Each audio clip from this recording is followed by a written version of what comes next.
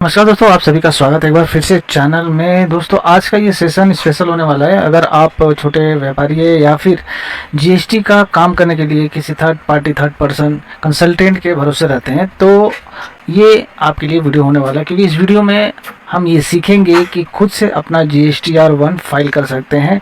आज के डेट में बहुत सी पोर्टल पे क्या है, पोर्टल पे बहुत सारी सुविधाएं भी आ गई है, अपडेट्स भी आ गए हैं, जो कि ऑटो फिल डाटा आपके पास आ जाता है बहुत सारा, जो कि आपको हेल्प करता है अपने GSTR3B में फाइल करने के लिए। तो आज के ये सेशन इंपॉर्टेंट होने वाला है, लास्ट तक बने रहिएगा, आपको पूरा प्रोसेस समझ में आ जाएगा कि कैसे GSTR3B फाइल करते हैं। इसका जो डेट हो गया 14 तारीख, तो आपने GSTR1 10 तारीख को फाइल कर लिया होगा। तो GSTR1 फाइल करने के बाद 20 तारीख से पहले अपने को GSTR3B फाइल करना होता है।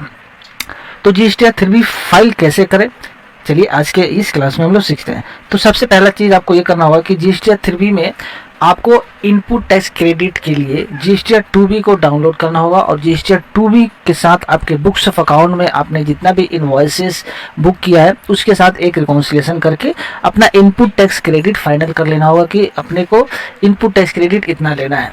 क्योंकि जैसे आपको पता है कि सेक्शन 60 में डबल ए क्लोज आने के बाद आपका जब तक GSTR2 में रिफ्लेक्ट नहीं करेगा सप्लाई का इनवॉइस, आप इनपुट टैक्स क्रेडिट नहीं ले पाएंगे। तो आपको ये भी पता होगा कि अब GSTR3B जो है बहुत सारे अपडेट से गुजर चुका है, और बहुत से अपडेट जो है इसमें आ चुके हैं, जिसमें से फ्रीजिंग डाटा को लेकर या फिर ऑटो पॉपुलेटेड डाटा को लेकर बहुत सारे इंपॉर्टेंट अपडेट आ गए हैं। तो अब क्या है, आपका टेबल जो है बहुत से वो ऑटो पॉपुलेट हो रहा है, और अगले पीरियड से इसमें से कुछ डाटा जो है GSTR3B के कुछ टेबल्स जो है वो फ्रीज भी होने वाले हैं। तो इस महीने में तो कोई फ्रीज नहीं होगा, अगले मंथ के रिटर्न में आप देखेंगे कि GSTR3B में कुछ टेबल जो है वो फ्रीज होने वाले। कौन से टेबल फ्रीज होंगे वो भी बताएंगे। तो अब चलिए हम लोग डायरेक्टली चलते हैं। तो आपको पहले क्या होगा, इनपुट टैक्स क्रेडिट वाला डिटेल जो है अरेंज कर लेना होगा कि मेरा इस महीने का इतना एलिजिबल इनपुट इतना है, और आउटपुट जहाँ तक सवाल है आपने ऑलरेडी GSTR1 भर दिया तो वो आपका ऑटो पॉपुलेट होता है। तो यहाँ पे हम लोग खोले हैं GSTR, आपको ये जैसे पता होगा कि कैसे आते हैं रिटर्न डैशबोर्ड में। तो रिटर्न डैशबोर्ड में आने के बाद यहाँ पे अपने को यहाँ पे फिजिकल फाइनेंशियल डालना पड़ता है, क्वार्टर देने के बाद, पीरियड देने के बाद आप यहाँ सर्च मारिएगा तो आपका नीचे वाला ये जो है GSTR3B जो है खुल जाएगा। GSTR3B का डैशबोर्ड में ऐसे आने के बाद यहाँ पे आपको ऐसा इंटरफेस मिलेगा। अब इस इंटरफेस में आपको मल्टीपल टोटल यहाँ पे 5 टेबल मिलेंगे। जो पहला टेबल है वो आपका GSTR1 का होता है, जो आपने ऑलरेडी फाइल कर दिया है। उसके बाद 1A का टेबल होता है, ये आपको अगर कोई अमेंडमेंट करना है, अमेंडमेंट इन द सेंस यानी कि उसी मंथ में, सेम मंथ के लिए, जिस मंथ का आप GSTR1 भर रहे हैं उसी मंथ में आपको अमेंडमेंट कुछ करवाना है, उसके लिए GSTR1 है। 1A कैसे भरते हैं वो भी डेडिकेटेड वीडियो है, आप उससे रेफर कर सकते हैं चैनल पे, और अगर आप बोलेंगे तो सेपरेट एक वीडियो भी इसके ऊपर बनाई जाएगी। उसके बाद है GSTR2B। GSTR2B में जो भी जितना भी रिफ्लेक्शन होता है GSTR2B के बेसिस पे अभी क्या है, अपना ITC जो है आपको क्लेम करना होता है, और यहाँ पे है मेन आपका 3B और यहाँ 2 है। तो अपने को क्या अभी 3B फाइल करना है, 3B फाइल करना है। तो चलिए हम लोग देखते हैं 3B कैसे फाइल करते हैं। ये इंटरफेस होने के बाद तो अपने सबसे पहले प्रिपेयर ऑनलाइन और प्रिपेयर ऑफलाइन का 2 ऑप्शन आपको मिलेगा। तो अपने को ऑफलाइन नहीं, अपने ऑनलाइन यहाँ पे जाकर एक एक करके डिटेल अपने को भरना है। तो ये 3B जैसे आप क्लिक करिएगा, आपके पास यहाँ पे कुछ ऑटो पॉपुलेटेड यहाँ पे डिटेल दे दिया जाएगा, सिस्टम जनरेटेड समरी आपको यहाँ पे दे दिया जाएगा। ये क्या बोल रहा है, इसमें बेसिकली आपको बोल रहा है कि ये सारे जो टेबल है 3.1 के जो आपने GSTR1 या 1A में अमेंडमेंट के साथ भरे हैं जो फाइल है, और ये स्टेटस जो है आपके ऑटो पॉपुलेट होने वाला है। रिवर्स चार्ज 3.1 का डाटा, उसके बाद 4A 1 2 3 4 और 4D का 2 इनपुट टैक्स क्रेडिट, ये क्या है, ऑटो पॉपुलेटेड डाटा होने वाला है, जिसके लिए आपको यहाँ पे नोट ऑलरेडी दे देता है। तो जैसे मैंने बताया कि बहुत से टेबल जो है वो ऑटो पॉपुलेट होते हैं। कौन कौन से टेबल ऑटो पॉपुलेट होते हैं, तो आपने देखा होगा 3.1 ये पहला टेबल है, ये 3.1 tax on outward supply and reverse charge. ये जो है आप जब अपना GSTR1 भरते हैं ना, जब आप GSTR1 भरते हैं, GSTR1 के थ्रू ये डाटा जो है यहाँ पे रिफ्लेक्ट होता है। ये जितना भी आप फिगर देख रहे हैं ये सारा फिगर जो है GSTR1 से ऑटो पॉपुलेट होकर यहाँ पे आता है। और ये जो टेबल है अगले मंथ के GST3B जब भरेंगे आप GSTR3B, ये डाटा आपको फ्रीज मिलेगा, यानी कि ये 3.1 का जो डिटेल है वो आपको फ्रीज मिलेगा। क्या है डिटेल, इसको क्लिक करके हम लोग चलिए देखते हैं 3.1 में क्या डिटेल भरा जाता है। तो यहाँ पे भी देखिए आपको जो मैसेज देगा कि भाई ये डिटेल आपका जो है फ्रीज होने वाला है। अब 3.1 में जो होता है 3.1 का डिटेल क्या क्या है, आपने जितना भी आउटवर्ड सप्लाई किया टैक्सेबल आउटवर्ड सप्लाई वो आपको यहाँ पे ऑटो पॉपुलेट होकर आ जाता है आपके GSTR1 के थ्रू। उसके बाद आपका अगर कोई आउटवर्ड टैक्सेबल सप्लाई है 0 रेट का, यानी कि कोई एक्सपोर्ट का अगर कुछ है वो भी आपको यहाँ पे दिखा देगा, उसमें टैक्स कितना वो भी इन्वॉल्व करके दिखा देगा।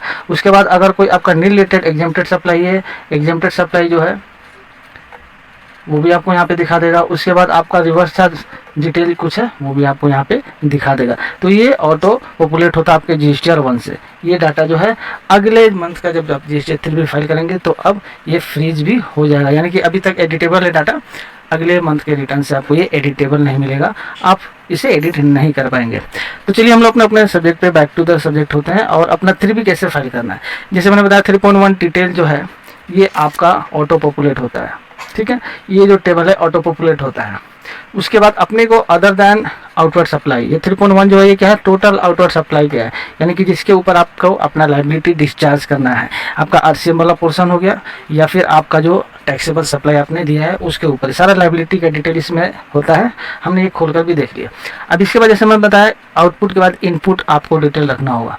तो इनपुट के लिए जैसे आपने 2B के साथ अपना बुक रिकॉन्सिलेशन करके आपका एलिजिबल ITC जो है वो निकाल लिया, वो आपको टेबल 4 में आना है।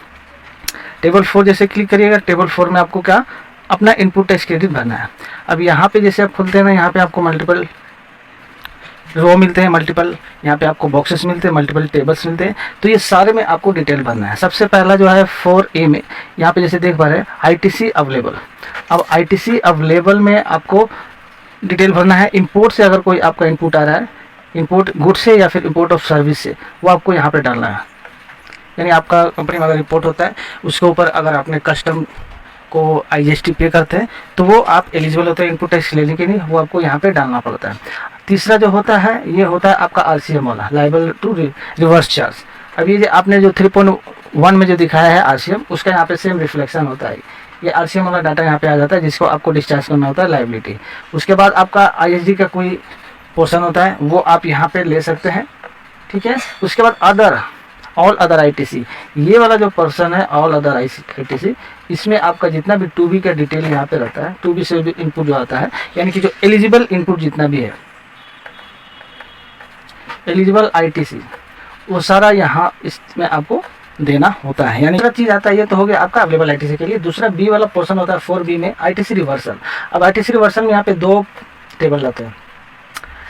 1 नंबर में क्या होता है, एज पर रूल 38, 42, 43 या 75, यानी कि जो ब्लॉक्ड क्रेडिट होते हैं जिसका ITC यानी कि इन एलिजिबल ITC जो होते हैं, जो ब्लॉक है जो आप नहीं ले पाते हैं, वो ITC आपको यहाँ 4B का 1 में लेना है। यहाँ पे जो आपके लिए एलिजिबल नहीं है, कि जैसे कि पर्सनल कोई आपने इनपुट है, पर्सनल सामान खरीदा उसका इनपुट हो गया, या फिर कोई ऐसा चीज़ जो आपने कैपिटलाइज कर दिया अपने बूटस्ट्रैप अकाउंट में जिसका इनपुट आपको नहीं मिलेगा, या फिर कोई ऐसा पर्सनल पर्पस के लिए किया हुआ खर्चा जिसके ऊपर इनपुट है, वो सारा जो भी आपका 42, 43 और 38 सेक्शन में है, या फिर 17(5) जो ब्लॉक क्रेडिट का हमें डिटेल देता है, इन चारों सेक्शन का जो भी आपका ITC एलिजिबल उसके लिए आपको इसमें डिटेल भरना होगा, ठीक है। उसके बाद आपका नेक्स्ट आता है अदर्स में। अब अदर्स में क्या होता है, अदर्स में जो ऊपर वाला जितना मैंने दिए 75 ब्लॉक क्रेडिट वगैरह, उसको छोड़कर जो भी होता है वो यहाँ पे डाला जाता है। क्या होता है इसमें, वो सारे इनपुट रहते हैं, यानी कि मान लीजिए आपके 2B में 100 रुपीज़ क्रेडिट रिफ्लेक्ट कर रहा है टोटल मिलाकर, जिसमें से आपके बूटस्ट्रैप अकाउंट के साथ टैली करने के बाद आपको सिर्फ वहाँ पे 8 रुपीज़ ही, 100 में से 80 रुपीज़ आपने टैली किया, 80 रुपीज़ एलिजिबल हो रहे हैं आप लेने के लिए। 20 रुपीज़ जो है आप एलिजिबल नहीं है क्योंकि आपके 2B में रिफ्लेक्ट नहीं किया है। तो वो क्या है, आपको टोटल यहाँ पे दिखा देना है एलिजिबल में, यहाँ पे जो भी आ रहा है, और यहाँ पे आपको रिवर्स करना पड़ेगा। ये टेम्पररी रिवर्सल होता है। ये टेम्पररी रिवर्सल इसलिए होता है कि नेक्स्ट मंथ में जैसे वो रिफ्लेक्शन हो जाएगा 2B में आपके, तो उस मंथ में आपने फिर इसको रिक्लेम कर लेना है। तो ये अदर वाला ऑप्शन में 4B का जो 2 वाला ऑप्शन है अदर वाला, इसमें टेम्पररी रिवर्सल वो होता है जो इनपुट अभी तक आप एलिजिबल नहीं है, आने वाले नेक्स्ट मंथ में या उसके बाद जब भी आपका 2B में रिफ्लेक्शन होगा एलिजिबल होंगे, तो टेम्पररी रिवर्सल आपको यहाँ पे करना है। उसके ऊपर जो है परमानेंट रिवर्सल होता है, ऊपर वाला में परमानेंट, नीचे वाला में टेम्पररी रिवर्सल, ठीक है। तो ये रिवर्सल वाला चीज़ हो गया। उसके बाद आपका नीचे में जो है वो अदर ITC रिक्लेम जो करते हैं, यहाँ पे जैसे आप दे रहे D में, जैसे ऊपर में आपने जो रिवर्सल किया अगर रिफ्लेक्ट कर गया तो यहाँ पे आप उसको रिक्लेम कर लेते हैं। तो ये टेबल 4 का GST 3B का पोर्शन है जो कि आपको इस तरह भरना पड़ेगा। ये भरने के बाद आप यहाँ से कंफर्म करेंगे, बैक आएंगे। तो हमने मेन चीज़ भर लिया, क्या चीज़ यहाँ पे अपने को भर लिया हम लोगों ने, एक चीज़ 3.1। अब 3.1 क्या है, आउटवर्ड सप्लाई का, और यहाँ पे हम लोग टेबल 4 भर लिए क्या है, इनपुट का। इनपुट आउटपुट हमने भर लिया। अब इसके सिवा अगर आपके लिए कोई अदर बॉक्स अदर टेबल जो है रिलेवेंट है वो यहाँ पे आप भर सकते हैं। जैसे कि आपके पास कोई अगर सेक्शन 9 सबसेक्शन 5 का कोई डिटेल है, नोटिफाइड अंडर सेक्शन 9 सबसेक्शन 5 वाला, वो आप यहाँ पे डाल सकते हैं। अगर इंटरेस्टेड सप्लाई कुछ ऐसा है 3.2 के लिए, वो आप यहाँ पे भर सकते हैं। कोई एग्जेम्प्टेड सप्लाई है, निगलेक्टेड सप्लाई है, उसके लिए टेबल 5 है। 5.1 में इंटरेस्ट और पेनल्टी जो है ये ऑटो कैलकुलेट होके आ जाता है। ठीक है, ये ऑटो कैलकुलेट हर महीना में जैसे आप फिलअप करिएगा ये कैलकुलेट होकर यहाँ पे आ जाता है। तो ये टेबल पूरा भरने के बाद आपको यहाँ पे सेव करना है, या फिर सेव करने के बाद आप यहाँ पे ड्राफ्ट जो है रिव्यू कर सकते हैं। उसके बाद अगर रिव्यू करने के बाद सब कुछ सही हुआ, सेव करने के बाद तो आप यहाँ से इसको प्रोसीड टू पेमेंट करेंगे। जैसे प्रोसीड टू पेमेंट करेंगे वहाँ पे आपको पेमेंट करने के लिए बोलेगा। पेमेंट के जैसे बोलेगा तो वहाँ पे आपको चालान का भी ऑप्शन क्रिएट करने को बोलेगा। चालान करके पेमेंट करके, और ऑलरेडी पेमेंट है तो वहाँ से आप सबमिट करके अपना GSTR 3B जो है ऐसे फाइल कर सकते हैं। तो ये GSTR 3B फाइल करने का सिंपल तरीका है। सारा टेबल जो है ये जितने भी आप देख रहे हैं सभी के लिए रिलेवेंट नहीं होता है। जो है उसको आपको जो भी आपके लिए रिलेवेंट है वो फिलअप करिएगा, अपना GSTR 3B फाइल करिएगा। जो कॉमन जो होता है इनपुट आउट का डिटेल होता है इनपुट आउटपुट का, जो कि आपने यहाँ पे देख लिया कैसे फिलअप करना है। उसके बाद आपका जो लायबिलिटी बनता है उसके साथ आप सेटअप करिए। सेटअप कैसे किया जाता है इनपुट आउटपुट का, उसके लिए भी डेडिकेटेड वीडियो है, आप उसे रेफर कर सकते हैं चैनल पे जाकर, और सेटअप करने के बाद अपना 3B आप फाइल कर सकते हैं। तो आई होप आपको ये पूरा प्रोसेस अच्छी तरह से समझ में आया होगा कि कैसे GSTR 3B आप खुद फाइल कर सकते हैं, क्योंकि इतना टेबल जो भी दिखता है इतना सारा सबके लिए रिलेवेंट होता नहीं है। तो सिंपल जो भी आपका रिलेवेंट डाटा है उसको भरकर सिंपल तरीके से कैसे फाइल करना आप समझ गए होंगे। अगर कोई क्वेश्चन है कमेंट जरूर कर सकते हैं। वीडियो अच्छी लगी तो लाइक से करिए, चैनल को सब्सक्राइब कर बेल आइकन कॉल पर सेट करिए।